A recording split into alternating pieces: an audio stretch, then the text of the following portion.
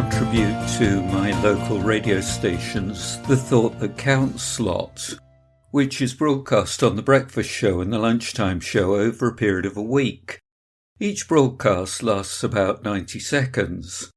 My contributions are all based around some aspect of emotional intelligence. During the pandemic, I've concentrated on aspects of resilience and delivered these without reference to the situation, allowing people to interpret them in whatever way suits them. I've put my contributions together as hints and tips in this podcast.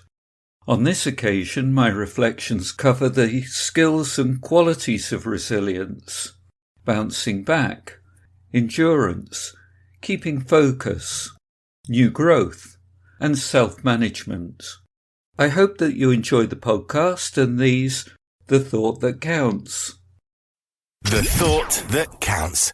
Bouncing back is a term that we frequently hear.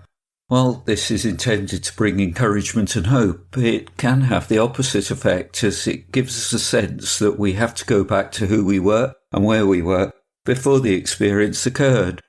Being told that we have to bounce back can leave us feeling stuck and inadequate. The reality is, all of our experiences change our brains, making bounce back an impossible feat. We can't go back to how we were. Balls and space hoppers bounce and return to their original shape, and no one knows what they've been subjected to. Roly-poly toys wobble when pushed, and they've got the ability to right themselves or regain their original position after being pushed around. No matter what happens to them, they're able to bounce back to an upright position, as if nothing's happened. What's your reaction to being pushed around? How do you recover from stressful situations? How often do you just carry on as if nothing bad has happened to you? How does this make you feel? What happens in the short term?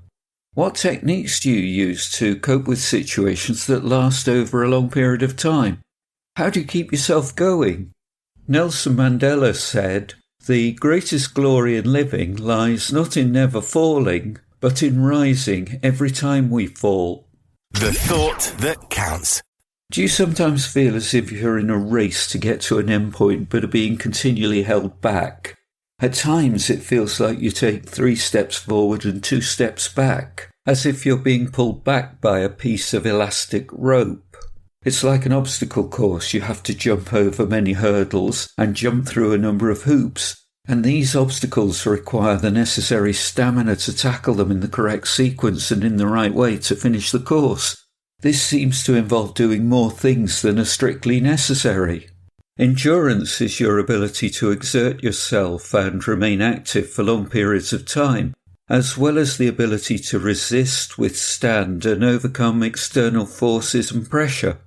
It's important to recognise that despite all of this, you are still making some progress. Often, when it seems like you're taking 3 steps forward and 2 steps back, it's worth considering what's hindering your progress. What's holding you back? How do you react to the challenges that the hurdles present to you? Many of these will be outside of your control, but you need to deal with them. In these situations, what keeps you going? How does this help to build your resilience? Endurance is patience concentrated, not just the ability to bear something hard, but to turn it into glory. The Thought That Counts. The ultimate goal may be clear to you, but the way ahead is set with a number of different challenges and risks. You may know what these are, and you may be able to plan for them, and each of these will need attention before you get to the end point. The goal is worth the effort, but it's unclear how long it will take you to achieve it, as each of the risks needs to be assessed and each challenge needs to be faced head-on and dealt with. It's like seeing a treasure chest on a tropical island, but before you get to the tropical island, there are icebergs and sharks and pirates in the way. How clear are you about your purpose, your goals and your ambitions? How achievable are your goals and ambitions? What plans do you make to achieve your goals and ambitions? How well do you anticipate what lies ahead? How do you plan for the challenges ahead of you and the risks that you need to take? What skills are going to be needed to tackle the challenges? Do you have the skills, or will you need help and input from other people? How are you going to acquire these skills? What contingency plans do you make? When do you implement these plans? Are they implemented before an insurmountable challenge, during it, or when you've had a go? Always remember, your focus determines your reality. Focus on your goal. Don't look in any direction, but ahead. The thought that counts.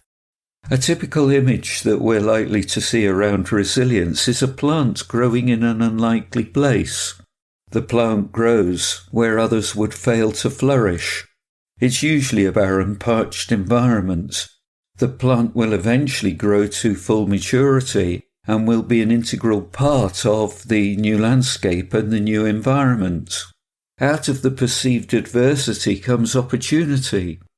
Life continues to flourish, there's new growth and there are new prospects. Often we find ourselves in situations where we have to grow and adapt. The environment may seem barren and devoid of any opportunities for growth. The important thing is to thrive and to grow and to develop where other people may fail. It involves change of attitude, change of approach, a change in the way in which you're working with your environment.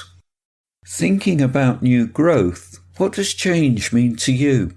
What's your reaction to change? How adaptable are you to changing conditions?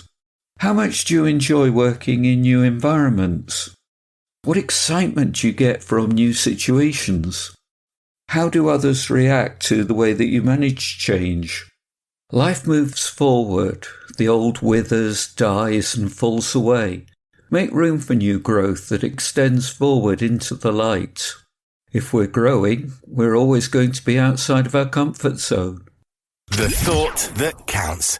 Often there is a need for tenacity and persistence to focus and concentrate on a task at hand, despite many tempting distractions. The long-term achievement or outcome of the task that you're focused on is considered to be more important than any short-term gratification. An example of this is when you're studying and the sun's shining, and your family wants to engage with you, and your friends are coming around. There's something interesting on the television, and it's very tempting to look and see what's happening on social media. How important to you is your ultimate goal?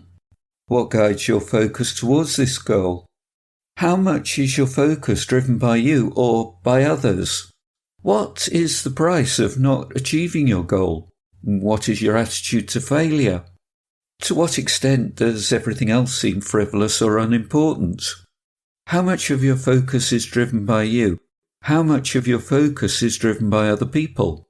How much of your focus is driven by a willingness to please others? What do other people think about your focus? How much is your focus on the task detrimental to yourself and to your relationship with other people?